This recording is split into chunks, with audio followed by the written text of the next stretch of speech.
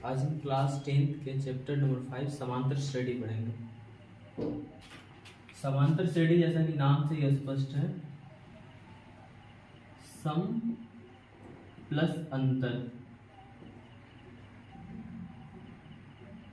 सम मतलब बराबर, यानी जिसका अंतर बराबर हो।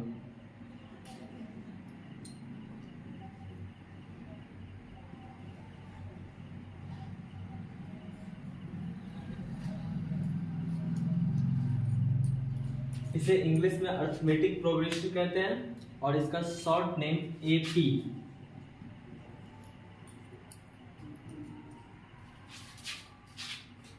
एपी जिसमें प्रथम पद, जैसे कि नाम जैसा कि अंतर बराबर है। किसी एपी में अनेक पद होते हैं और जिन सारे पदों का अंतर बराबर होता है, जैसा 2, 4, 6, 8। यहाँ जो पहला पद होता है उसको प्रथम पद बोलते हैं। प्रथम पद को ए से सूचित करते हैं और फर्स्ट पद और सेकंड पद के बीच के अंतर को डिफरेंस बोलते हैं, सार्वंतर जिसको बोलते हैं, जिसको डी से सूचित करते हैं। ये कॉमन डिफरेंस होता है, हर एक एपी के हर एक पदों के बीच का जो गैप होता है वो बराबर होता है। किसी एक एपी के जितने पद होते हैं और उन सभी पदों के बीच के जो गैप होते हैं, जो अंतर होते हैं, वो बराबर होते हैं और उसे डी से सूचित करते हैं। बाद में आता है एन, जिसे हम पदों की संख्या कहते हैं।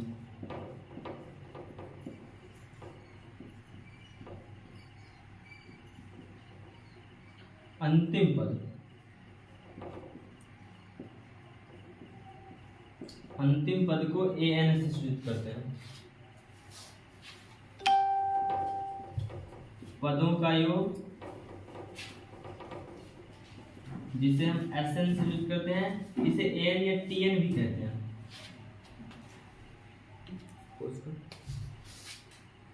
संख्या होती है, हर एक पद अलग अलग होते हैं। जैसे पहले पद को A1, दूसरे वाले पद को A2, तीसरे वाले पद को A3, चौथे वाले पद को A4 और इसी तरह आगे चलता रहेगा। लास्ट वाले पद को AN बोलेंगे। ठीक, अभी हम A1 निकालते हैं। पहला वाला पद जो होता है मेरा प्रथम पद, वही मेरा A1 होता है 5। अब A2 की वैल्यू निकालनी है, तो ये दूसरा पद है और यहाँ n की वैल्यू कितनी होगी?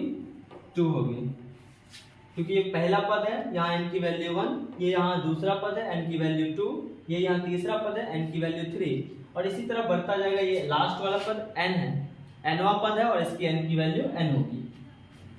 अभी हम n बराबर 2 लेके an का मान निकालते हैं ताकि a2 का मान निकल जाए। तो a2 बराबर a plus n minus 1 into b। a की वैल्यू 5, n की वैल्यू 2 माइनस 1 इंटू डी का value 4। 5 plus 2 minus 1 is equals to 1 multiplied by 4। 5 plus 4 is equals to 9। तो हमारी A2 की वैल्यू हो गई 9। अब हम A3 की वैल्यू निकालते हैं। जब हम A3 की बात कर रहे हैं तो यहाँ हमारी n की वैल्यू हो जाएगी 3, क्योंकि यहाँ तीसरा पद है, फर्स्ट, सेकेंड और थर्ड। हम n के बारे में जब बात करते हैं तो n हमें पदों की संख्या बताता है। हमारे पहले पद में पदों की संख्या 1, दूसरे में 2, तीसरे में 3 और फोर्थ में 4 होता है। अभी हम a plus n same formula फिर से लगाएंगे। तो अभी यहाँ n की वैल्यू कितनी? a की वैल्यू कितनी? 5 प्लस n की वैल्यू 3 माइनस 1 इंटू डी की वैल्यू कितनी? 4। 5 plus 2 multiplied by 4। 5 plus 8 is equals to 13। इसी तरह हम आगे की वैल्यूज फाइंड आउट करेंगे। अभी हम n का मान 4 लेंगे, क्योंकि मुझे चौथा पद ज्ञात करना है। पहला, दूसरा, तीसरा और चौथा पद ज्ञात करना है। n इज इक्वल्स टू 4 लेके हम an का मान निकालेंगे। तो an is equals to a plus n minus 1 into D. तो a की वैल्यू कितनी हो गई? 5, फिर n की वैल्यू 4 माइनस 1 और इनकी डी की वैल्यू कितनी हो गई? 4। 5 plus 3 multiplied by 4 is equals to 5 plus 12 is equals to 7। अब हम n की वैल्यू आगे निकाल सकते हैं, लेकिन एक AP को निकालने के लिए मेरे पास 4 पद सफिशिएंट है। ये मेरा AP निकल चुका है, तो आप इसी तरह AP निकालेंगे। अब हम कोई AP लेकर उसके प्रथम पद सार्वंतर निकालने का कोशिश करते हैं। कोई AP लेते हैं पहले, जैसे 1 AP 1 3 5 7 और 9 अप टू 2 ये अनंत तक चलता रहेगा, n तक। n का मतलब लास्ट वाला पद, जब तक लास्ट नहीं होगा तब तक चलता रहेगा। अभी देखते हैं इसका, हम इसकी प्रथम पद और सार्वंतर निकालते हैं। प्रथम पद को हम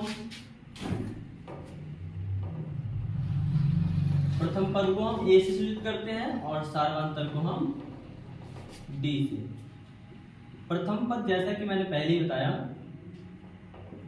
कि हमारे जो भी AP होता है मेरा, उस AP का पहला जो भी पद होता है उसको हम क्या बोलते हैं, उसको हम प्रथम पद बोलते हैं। और सार्वंतर की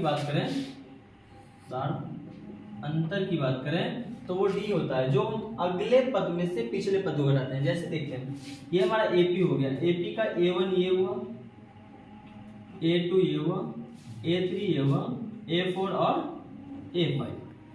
अब अगले में से पिछला यानी A2 में से A1 को घटाएंगे, A3 में से A2 को, A4 में से A3 को और A5 में से A4 को घटाएंगे। जैसा अगर हम A2 माइनस A1 निकालते हैं तो 3 माइनस 1 इज इक्वल्स टू 2, जो हमारा D की वैल्यू है।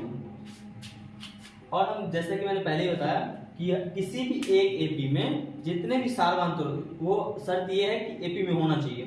अगर AP में है तो उसके सभी सार्वंतर क्या होंगे, उसके सभी सार्वंतर समान होंगे। आगे देखते हैं, अगर हम जैसे हम पहले D निकाले और हमारी D की वैल्यू आ गई, और जैसे कि मैंने पहले बताया था कि पहला पद जो होता है वो प्रथम पद होता है, A होता है। A की वैल्यू कितनी हो गई 1। अब हम अनदर AP लेते हैं, दूसरा वाला AP is equals to 3 minus 1 minus 5 minus 9। अब मैंने ये AP लिया, तो इसका जो पहला पद है 3, वो मेरा क्या हुआ, प्रथम पद, जिसको हम किससे करते हैं, A से। तो A इज इक्वल्स टू 3। अब हम D की वैल्यू निकालते हैं, तो D मतलब अगला में से पिछला घटाएंगे ना, तो पहला वाला A1, दूसरा वाला A2, तो A2 minus A1, A2 minus A1, minus 1 और माइनस 3 बराबर माइनस। मतलब A का मान भी निकल गया और D का मान भी निकल चुका है मेरा। अब आप लोग मन में ये डाउट आ रहा होगा कि हम ये कैसे पता करेंगे ये AP में है या नहीं है। अब हमको ये भी तो पता करना है कि ये AP में है कि नहीं है। अगर हमको ये पता करना है कि ये AP में है या नहीं है, तो इसके लिए हम क्या करते हैं बताते हैं। अगर हमें कोई समांतर श्रेणी, कोई श्रेणी दे रखी है, अब अभी हमें पता करना है कि उसका अंतर समान है, यानी AP में है या नहीं है, तो उसके लिए क्या करेंगे, उसके लिए हम सभी सार्वंतर को ज्ञात करेंगे। जैसे A1 हुआ, ये A2, ये A3, ये A4 और ये A5। अच्छा, A1, A2, A3, A4, A5 का मतलब होता है कि प्रथम पद, पहला पद, A1 मतलब पहला पद, A2 मतलब दूसरा पद, A3 मतलब तीसरा और A4 मतलब चौथा, A5 मतलब पांचवा और AN मतलब nवां पद, जो लास्ट वाला पद होता है हमारा। अभी देखते हैं A1, पहले D1 की वैल्यू फाइंड आउट करेंगे। सबसे पहला वाला ये A2 माइनस A1, अगर हम अगले वाले में से पिछला पद घटाते हैं, जो भी हो अगले वाला उससे पिछले वाले पद घटाते हैं, तो हमें सार्वंतर प्राप्त होता है, D प्राप्त होता है। तो जैसे पहला D1 हो गया, A2 माइनस A1, मतलब दूसरे पद में से हम पहले पद को घटा रहे हैं। सार्वंतर निकालने के लिए हम दूसरे वाले पद में से पहले वाले पद को घटाते हैं। यहाँ हमारा दूसरा पद 3 है और पहला वाला पद 1 है, तो दोनों को घटाने के बाद हमारा 2 आता है। कहने का मतलब ये, जैसे कि मैंने पहले ही बताया था कि AP में सभी सार्वंतर क्या होते हैं, बराबर होते हैं। तो यहाँ भी अगर सभी सार्वंतर बराबर हुए तो ये AP में है, और सभी सार्वंतर बराबर नहीं हुए मतलब ये AP में नहीं है। मतलब एक भी बराबर नहीं हुआ ना तो वो AP में नहीं है, मतलब सभी बराबर होने ही चाहिए। D2 की वैल्यू फाइंड आउट करते हैं, A3 में से अगले वाले में से पिछले वाले को, यानी A3 माइनस A2। तो 5 माइनस 3 इज इक्वल टू 2। अब दो तो बराबर हो गए, लेकिन दो और है, इसको भी फाइंड आउट करते हैं, पहले निकालते हैं। D3 is equal to A4 minus A3, मतलब 7 माइनस 5 इज इक्वल टू 2।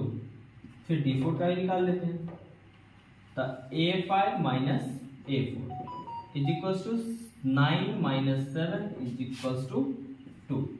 यानी हमारा जो भी है चारों पद D1, D2, D3 और D4 चारों बराबर है, मतलब ये AP में है। लिखेंगे चूंकि D1 is equal to D2 is equal to D3 is equal to D4, अतः यह AP में है। अब अगर हमारा क्वेश्चन ये बोलता है कि हमें इसके अगले 3 पद या 4 पद या 5 पद जो भी हमको लिखना है वो ज्ञात करना है, वो निकालना है, तो हम कैसे निकालेंगे?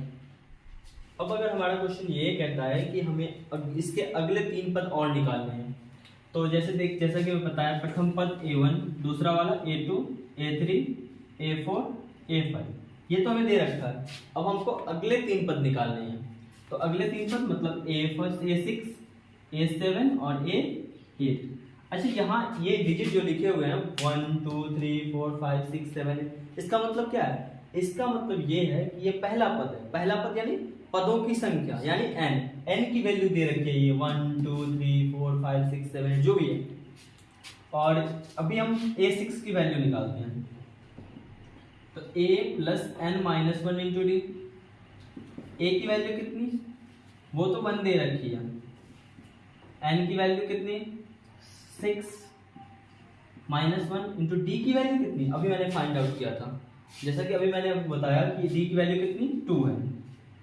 तो 1 plus 5 multiplied by 2, 1 plus 10 is equal to 11। तो मेरी A6 की वैल्यू आ चुकी है। A6 की वैल्यू कितनी है, 11। अब हमको A7 और A8 की वैल्यू निकालनी है।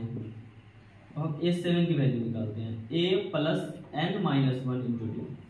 A की वैल्यू 1 है, प्लस n की वैल्यू कितनी, 7 माइनस 1 दे रखा है ना। और d की वैल्यू कितनी, d की वैल्यू अभी फाइंड आउट किया था 2। 1 plus 6 multiplied by 2, 1 plus 12 is equal to 13। अब मेरी A7 की वैल्यू आ चुकी है। अब मेरा अंतिम वाला A8 की वैल्यू निकालनी है, अभी निकालते हैं। A8 A plus n minus 1 into D.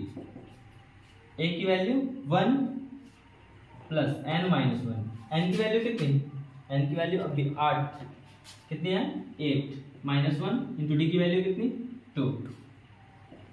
1 plus 7 multiplied by 2, 1 plus 14 is equal to 15।